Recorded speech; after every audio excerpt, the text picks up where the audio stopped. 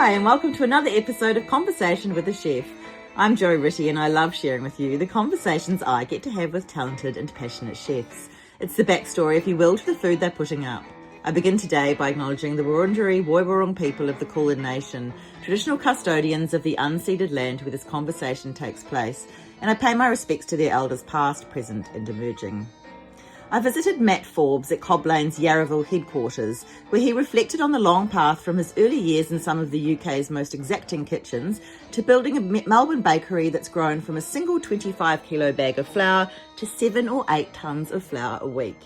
He talked about stepping away from restaurant life to create something of his own, and how that hands-on, flavour-first approach now shapes Cobb Lane's newest outpost in the CBD, where dough is prepared in Yarraville each morning and baked on site, so the smell of fresh bread drifts through the heritage-lined space.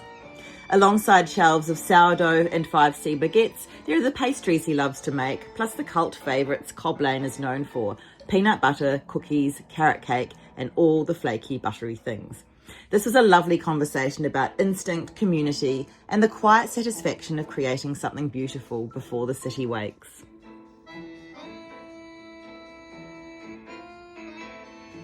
Hi Matt, it's so nice to talk to you. Hi.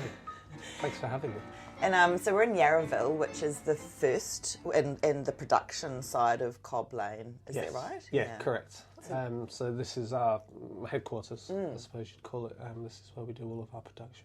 It feels really big because I entered across the road, and what goes on over there as opposed to over here? Across the road is the production facility, so it's all the making of everything, basically the bread, the pastries, all the cakes and cookies, that all happens across the road.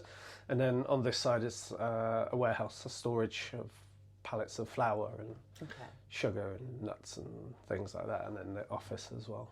Yeah. How much flour do you go through in a week? We're currently going through about 7 to 8 tonnes, which is... It's wow. To think, obviously I've been there the whole time, so to think from buying a 25-kilo bag to see me through a week to going, 13 years later, it's 7 or 8 tonnes. Wow. It's pretty cool. It's really cool. It's a lot of bread. Yeah. And so you've got 4 locations, and you've just opened in the CBD. Was that maybe a month ago? Yeah, 6 weeks, I think. How's that going? Great. Yeah. It's so good. It's so busy, and the vibe in the city, especially up at that little pocket near Wesley Place, is just amazing. We're loving it. Well, I'm sure everyone in the city is loving having you there as well. Is there a different trend? I mean, do people buy differently in the city, or is it the same? Pretty similar. The CBD shop is our the only shop that we actually do coffee in as well. So there's that is obviously a massive difference to the rest of our locations. But we get quite a big lunch trade. So lots of sandwiches, lots of pies. Which we don't really get in our other shops either. But yeah, it's pretty similar. It's just really busy. And why did you think now was the time to get into the city? Because it's an interesting choice for a bakery to be in the city. Yeah, it wasn't really a conscious decision. The opportunity was presented to us about 18 months ago. We mulled over it for a while. We spent a lot of time in the city, just in the area, watching people, getting a feel for the location, and it just felt right. The building itself is beautiful. The shop that we're in has this old, it's heritage protected facade, so it's the old brickwork. It's all the bricks were taken down and cleaned and put back in place. So it's just the front looks beautiful, the building's awesome, and just the whole area's really, really cool. Yeah, so good. And tell me about your product. I've read, you're known for your 36-hour sourdough. Yes. And also donuts and chocolate chip cookies. Yeah, so we actually stopped doing the donuts. We stopped doing the donuts. Yeah, that was our first thing that kind of got us going in the beginning. That was what really put us on the map. But over time, they've just fallen off. Is the whole donut craze. That's so true. That's right. Yeah, that was a 2 or 3 year period, and then since then it's just kind of died down. So we took the decision about 6 months ago to stop doing the donuts and concentrate on what we do best. Yeah. But they were a huge part of our business for a long time.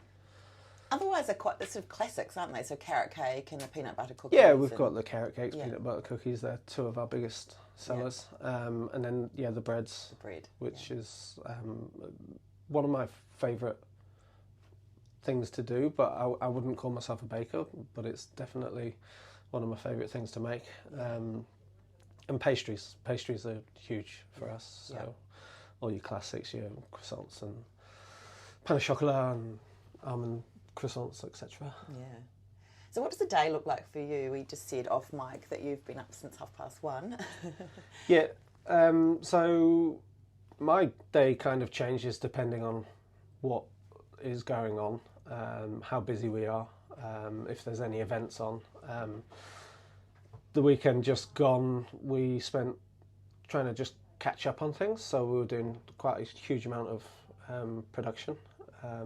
Today was the last day of that huge production, so tomorrow we're kind of back to normal. So I might take a day off tomorrow. But yeah, it usually starts anywhere between midnight and 4 a.m. Generally involves laminating pastry, shaping pastries, working with the team, making sure that all the other jobs are done, custards and cakes and cookies and all of these little bits and bobs.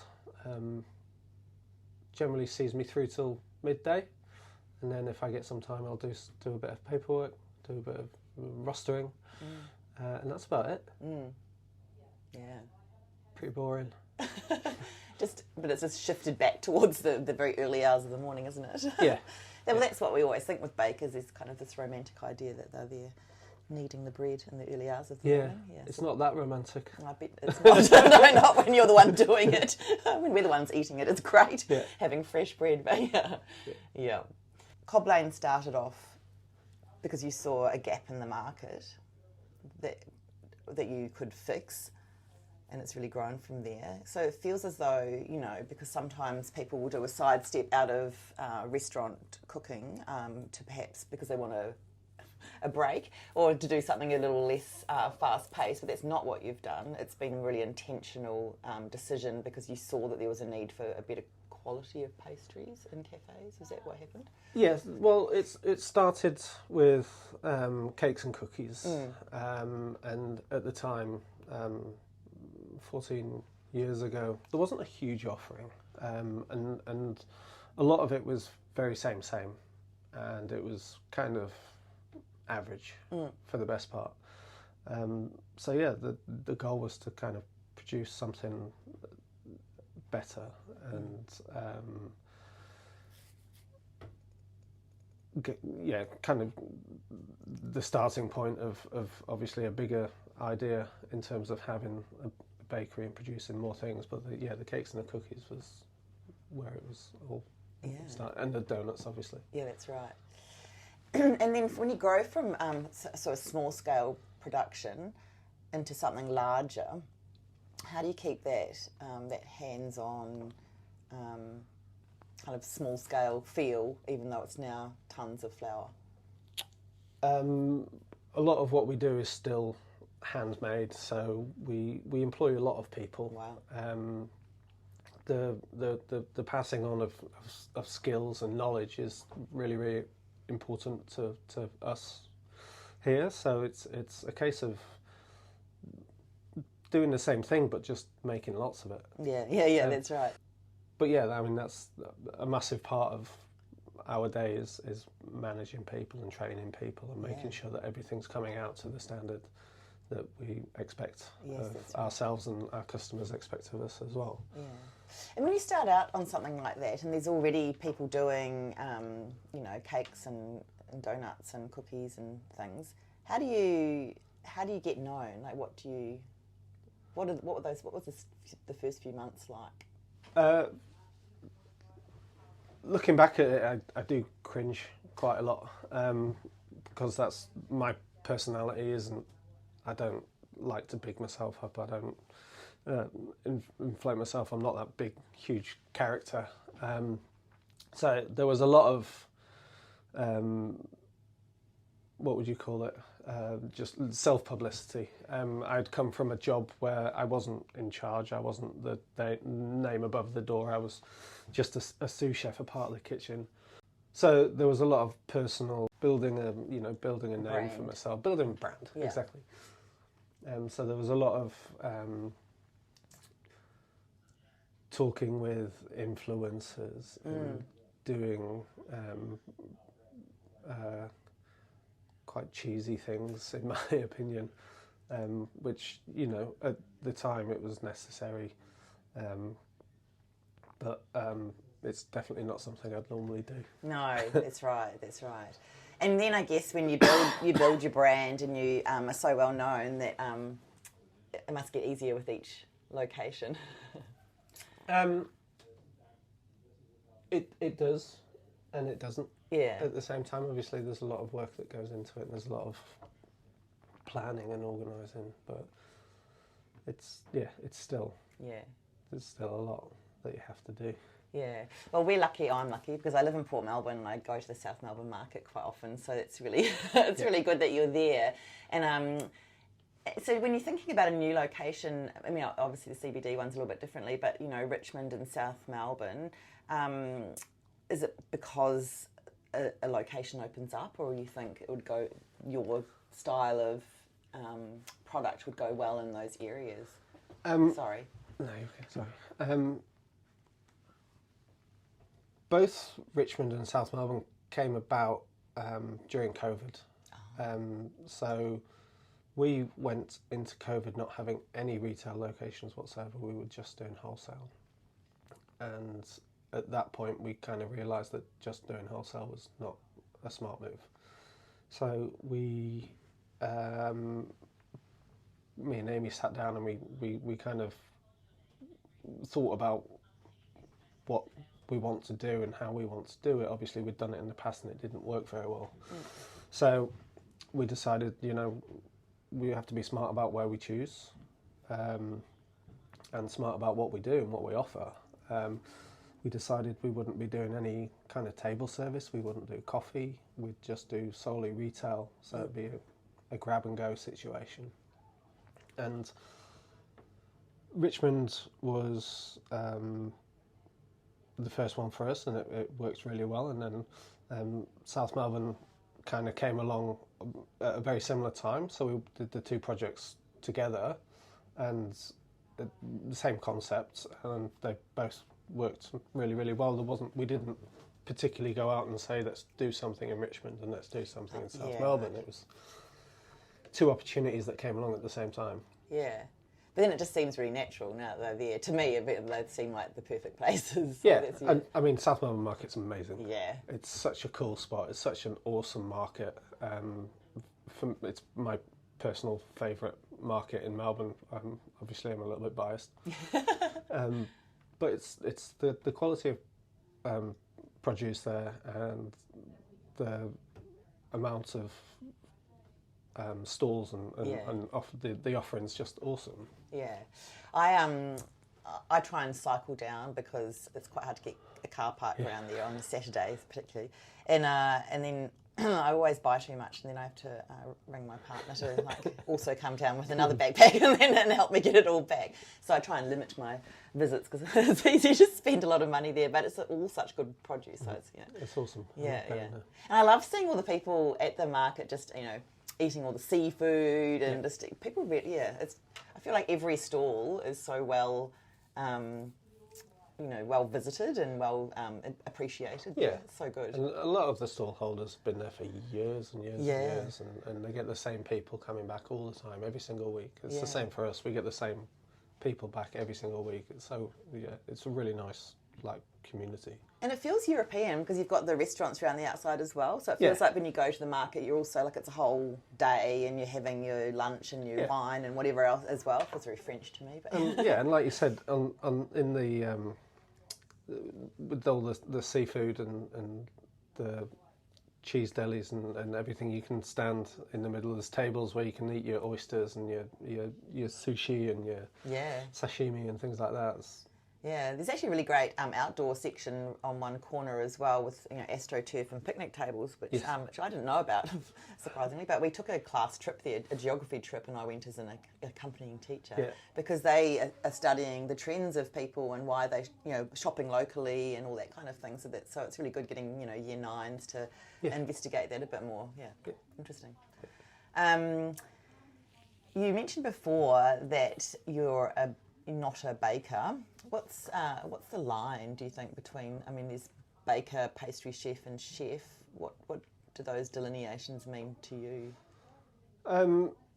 It's a pretty blurry line, I suppose, between, in a bakery, between pastry chef and baker. Obviously, in a restaurant, it's very different.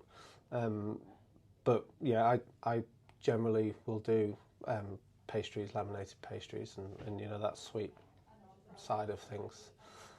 Whereas bakers are, flour and water, and a bit of salt, kind of guys. That it's a super physical job, especially with the amount of bread that we're making and the process that we go through. So I'm a bit more of a finicky, finer details. Kind of person. Yeah. You're often described in articles as a Michelin star chef. How do you receive that? And what does that mean for you? I am most definitely not a Michelin star chef. I spent the first, I suppose, 15, 16 years of my career, I worked in Michelin star restaurants and fine boutique hotels. So from the age of 17, I was working in two or three Michelin star restaurants. Which I suppose that's where people associate, And it's a good big heading, isn't it? Yeah, it is. It's a punchy line. It is, but I've never won a Michelin star person. Just being amongst... Being part of the team. Yeah, exactly. It's made it happen, though, perhaps. Were you always drawn to pastry from the start? No.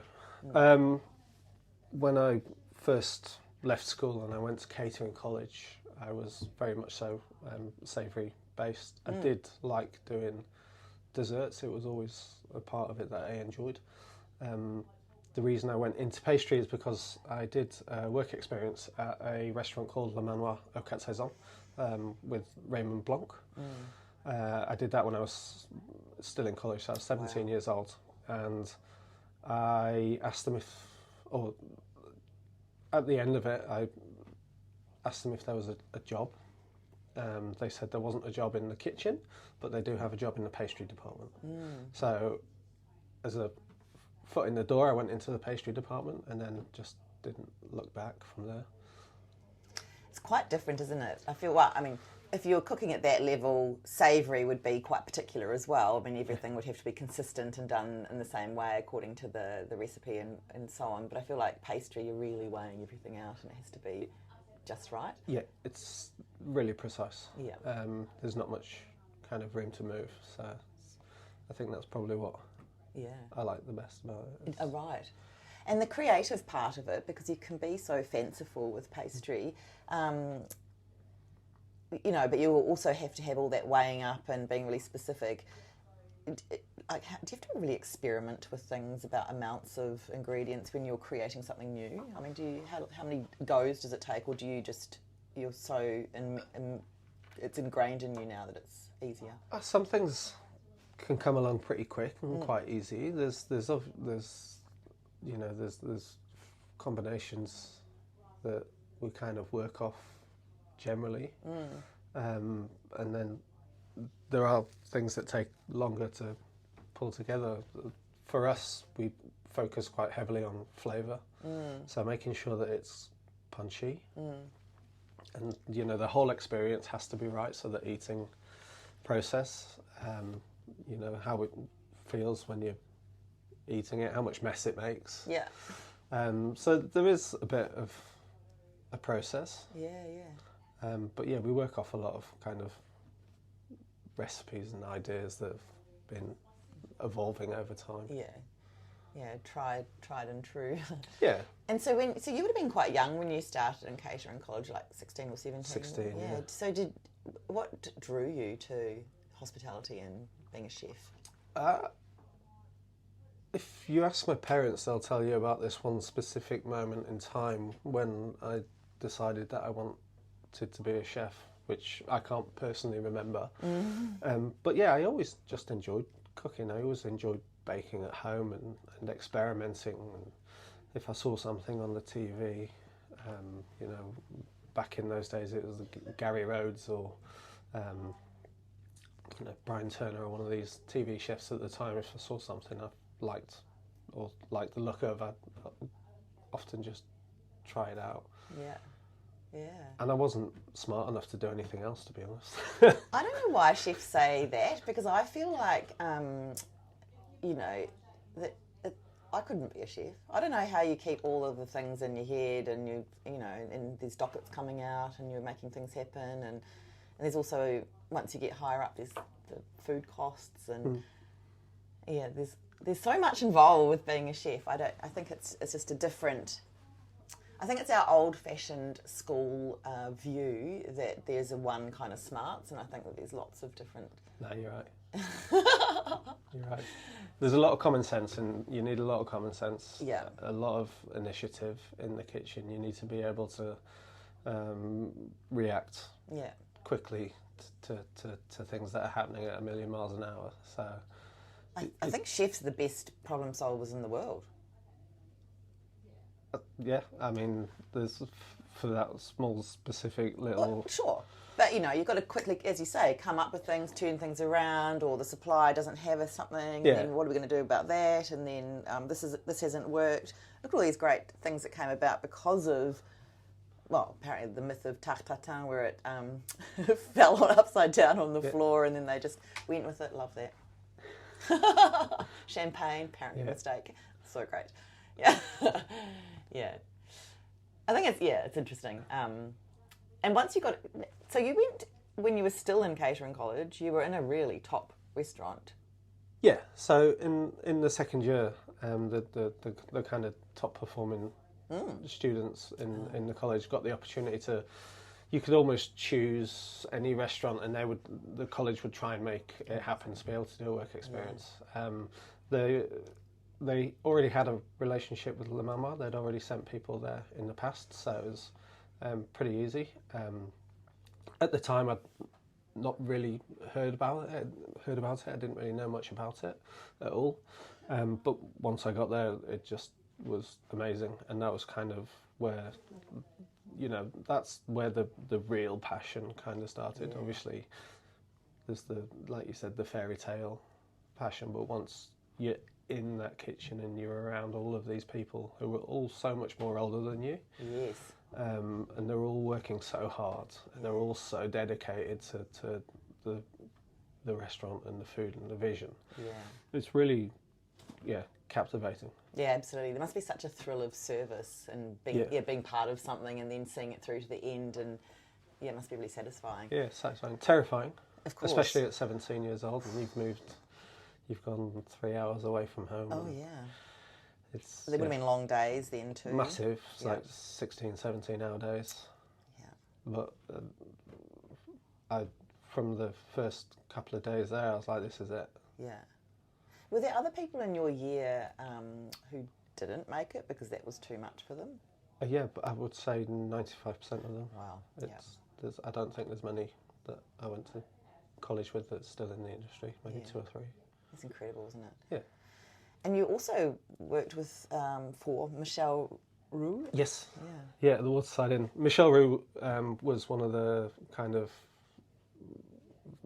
my first food hero. He's amazing, for obvious reasons. So getting the opportunity to go and work at the Waterside Inn was almost a no-brainer. I actually had a job trial at the Fat Duck and the Waterside Inn within a week of each other. Yeah. And I couldn't turn down the Waterside Inn. It was just, that was Michel Roux's books were kind of what I was reading at the time, and that was really forging my, way of thinking. Did it live up to your expectations? Do you know, it's actually quite funny because when I went there, I actually went into the savoury kitchen. Okay. Because I was like, right, I'll give it a go. And maybe a 3 Michelin star kitchen wasn't the right place to do it. It definitely wasn't the right place to do it. And I really, really struggled, actually. And that kind of cemented me as being a pastry chef. So after two months, I think it was, I went to Alan Roux and I said, I can't work in the kitchen anymore. Can I go into pastry? And he said, well, someone's just left, so yeah, there's an opening. Oh, so there you go. So I went into there, and within a couple of days, I just felt at home. I felt relaxed. I felt comfortable. My hands had started to heal.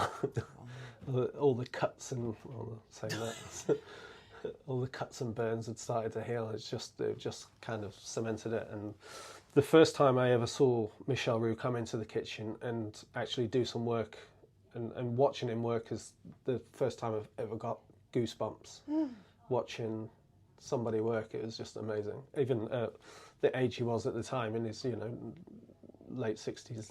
Oh, how often would he do that? Just because he wanted to still keep in touch with things? Or? I think we had a special function on. Yeah. That time, and he came in to give us a quick hand in the pastry. Wow. But it's like that's what dreams are made of. Absolutely. This guy was just the pinnacle of French, not just pastry work, but French cuisine in the UK. Yeah. So that's amazing, isn't it? Technique and just his love of it, I guess. Yeah, and love, and just the way he moved around the kitchen. Wow. At that age. It's like you don't see 20-year-olds moving like that. He was just so elegant and smooth, and it was unreal. Yeah. Do you think everyone can be a chef? No. Is the short answer. Yeah. It's demanding. Yeah. It's very physical. It's very, like we said before, you need to be not just quick on your feet, you need to be quick in your head. Yeah. There's a lot of problems that need solving within, seconds. It's not for everyone. No. And then to develop that sort of muscle memory where you do, move around the kitchen elegantly, and keep you cool, all of those things. There's a lot going on, isn't there? Absolutely. Absolutely. Keeping you cool is something probably comes with age. Yes. And time. I, for quite a while, didn't have a cool head. It's probably more so since running my own business, it's come around. Yeah. With all of your experiences in mind, and given that you're doing something slightly different now, but, well, obviously not really because you're still working with food, but it's running a business, what would your advice be to a young person starting out?